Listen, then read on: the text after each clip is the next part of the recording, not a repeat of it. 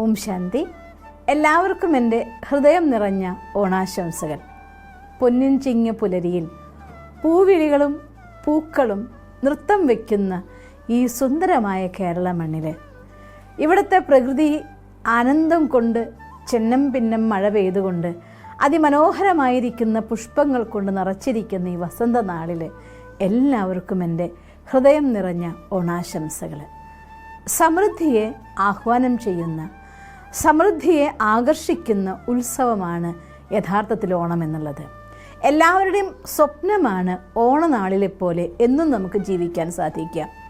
എന്നും നമുക്കിഷ്ടപ്പെട്ട മനസ്സിനിണങ്ങിയതായ സന്തോഷം നിറഞ്ഞതായിട്ടുള്ള ആഹാരം, എന്നും നല്ല നല്ല വസ്ത്രങ്ങൾ, ആവശ്യത്തിന് ഉപയോഗിക്കാനുള്ളതായിട്ടുള്ള ധനം, പരസ്പരം സ്നേഹത്തോടെ ഒത്തുചേർന്ന് ജീവിക്കുന്നതായിരിക്കുന്ന ഒരു ജീവിതം. ഇങ്ങനെ ഒരു സ്വപ്നമില്ലാത്ത ഒരു മനുഷ്യന്മാരുമില്ല. വാസ്തവത്തിൽ ഓണം നമ്മളോട് മനസ്സ് നിറഞ്ഞാൽ നമ്മുടെ ജീവിതം നിറയും എന്നതായിട്ടുള്ള ഒരു സന്ദേശം കൊണ്ടാണ് വരുന്നത്. മഹാബലി ചക്രവർത്തി ത്യാഗത്തിലൂടെ എല്ലാം നേടിയവൻ. എപ്പോഴാണോ അദ്ദേഹം തൻ്റെ ജീവിതത്തിൽ നിന്ന് എല്ലാ കാര്യത്തെയും ത്യജിച്ചുകൊണ്ട് തൻ്റെ ജീവിതം പ്രജകൾക്ക് വേണ്ടി സമർപ്പിക്കാൻ തയ്യാറാവുന്നത്, തൻ്റെ ജീവിതം ഈശ്വരന് വേണ്ടി സമർപ്പിക്കാൻ തയ്യാറാവുന്നത്, ആ നിമിഷം മുതൽ മഹാബലി ചക്രവർത്തി എല്ലാവരുടെയും ഹൃദയത്തിൽ വാഴുന്ന രാജാവായി. യുഗങ്ങൾ കഴിഞ്ഞിട്ട് പോലും നമ്മളെല്ലാവരും ഇന്നും ആ പേരിൽ ഓണം ആഘോഷിക്കുകയാണ്. അതായത് ഇന്നും നമ്മുടെ കേരളക്കരയിലെ ഓരോ മനുഷ്യ മനസ്സിലും മഹാബലി ചക്രവർത്തി ജീവിക്കുകയാണ്. ഒരു വിജയം ഇത്തരത്തിലുമാണ്, ഒരാഹ്വാനം ഇങ്ങനെയുമാണ്. ജീവിച്ചിട്ടും ജീവിക്കാതിരിക്കുന്ന കാലഘട്ടത്തിലും, നമ്മൾ കൂടെ ജീവിക്കുന്ന സമയത്തും, നമ്മുടെ കാലം കഴിഞ്ഞു പോയിട്ടും എന്നും നമുക്ക് മറ്റുള്ളവരുടെ ഹൃദയത്തിൽ ജീവിക്കാൻ പറ്റുമെങ്കിൽ അത് യഥാർത്ഥമായിരിക്കുന്ന ജയം. മറ്റുള്ളവരുടെ മനസ്സുകളിൽ സ്ഥാനം നമുക്ക് പിടിക്കാൻ സാധിക്കുമെങ്കിൽ അത് നമുക്ക് യഥാർത്ഥമായി കിട്ടുന്നതായിട്ടുള്ള സ്നേഹം.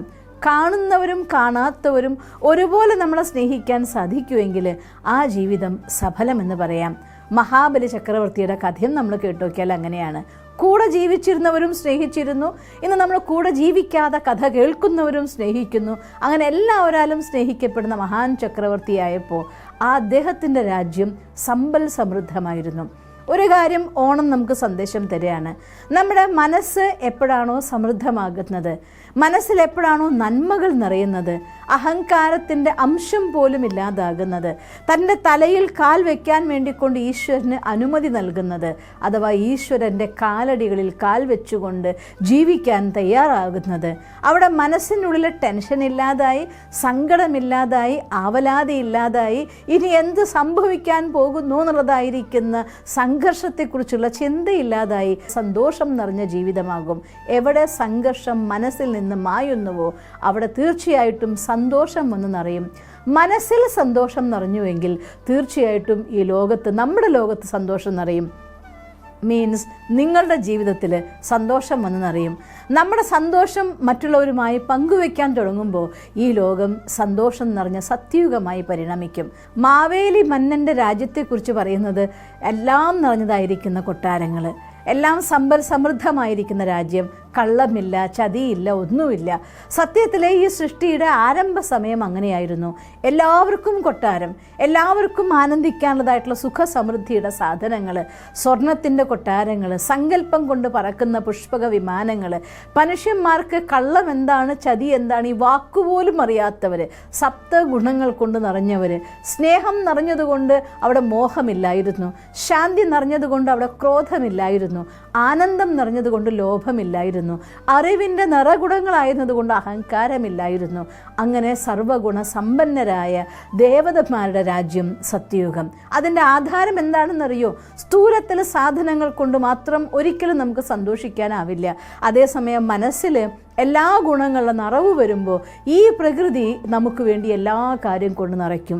എന്നും നമ്മൾ ലോ ഓഫ് അട്രാക്ഷൻ്റെ വീഡിയോസ് ഇടുമ്പോൾ ഞാൻ നിങ്ങളോട് പറയാറുണ്ട്, മനസ്സ് ഭഗവാനിൽ സമർപ്പിക്കുമ്പോൾ, മനസ്സിനുള്ളിൽ നിന്ന് പോസിറ്റിവിറ്റി മാത്രം പ്രകമ്പനം കൊള്ളുമ്പോൾ നമ്മുടെ ജീവിതത്തിലേക്ക് എല്ലാ പോസിറ്റീവും ആകർഷിക്കപ്പെട്ടു വരും.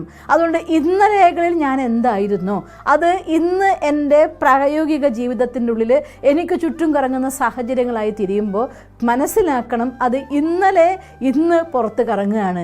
ഇന്ന് എൻ്റെ ഉള്ളിൽ നിറയ്ക്കൂ 7 ഗുണങ്ങൾ കൊണ്ട്. ഞാൻ ആത്മാ എന്ന് മനസ്സിലാക്കിക്കൊണ്ട് ആത്മാവിൻ്റെ ഒറിജിനൽ സംസ്കാരത്തെ തിരിച്ചറിഞ്ഞുകൊണ്ട് ഇതിൻ്റെ എല്ലാം സാഗരവുമായ ഭഗവാനുമായി കണക്റ്റഡ് ആയിക്കൊണ്ട് ആത്മാവിൻ്റെ ഉള്ളിൽ സപ്തഗുണങ്ങൾ നിറയുമ്പോൾ ആ നിറവ് നിങ്ങളുടെ ജീവിതത്തിലേക്ക് എല്ലാ നിറവിനെയും കൊണ്ടുവരും. സംബന്ധങ്ങളുടെ സുഖം, ആരോഗ്യം നിറഞ്ഞ ശരീരം, സന്തോഷം നിറഞ്ഞതായിരിക്കുന്ന മനസ്സ്, സമൃദ്ധമായിരിക്കുന്ന ജീവിതം, ഇതെല്ലാത്തിൻ്റെ ആധാരം നമ്മുടെ ആത്മാവിൻ്റെ ഉള്ളിലെ ശുദ്ധിയിലൂടെ നിറയുന്നതായിട്ടുള്ള ഗുണങ്ങളാണ്. അതിനെയാണ് സദോ പ്രധാന സ്ഥിതി അഥവാ പ്രകാശത്തിന് പ്രാധാന്യമുള്ള സ്ഥിതി എന്ന് പറയുന്നത്. അങ്ങനെ ഒരു സത്യയുഗം ഈ ഭാരതത്തിലുണ്ടായിരുന്നു. അതിനെ ഓർത്തുകൊണ്ട്, ആ മഹാൻ ബലിയെ ഓർത്തുകൊണ്ട് നമ്മൾ ഇന്നും ഓണം ആഘോഷിക്കുകയാണ്. നാളെ വീണ്ടും അങ്ങനെ ഒരു സത്യയുഗം നമ്മുടെ ഭാരതത്തിൽ വരട്ടെ. അങ്ങനെ ഒരു ലോകത്തിൽ നിങ്ങൾ ഓരോരുത്തരും ആനന്ദത്തോടെ ജീവിക്കുന്നുണ്ടാവട്ടെ.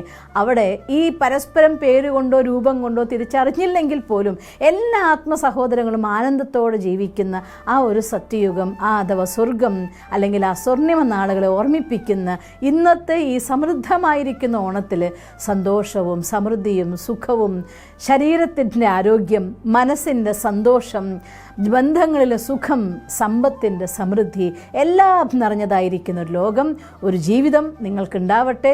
ഈ ഒരു ഓണ ദിവസം മാത്രമല്ല, എന്നും നിങ്ങൾക്ക് ഓണമാവട്ടെ എന്ന് ആശംസിക്കുന്നു. അങ്ങനെ ഒരു ജീവിതം നിങ്ങൾക്ക് കിട്ടാൻ വേണ്ടി ഈശ്വരനോട് പ്രാർത്ഥിക്കുന്നു. ഓം ശാന്തി. ഒരിക്കൽ കൂടി ഹാപ്പി ഓണം.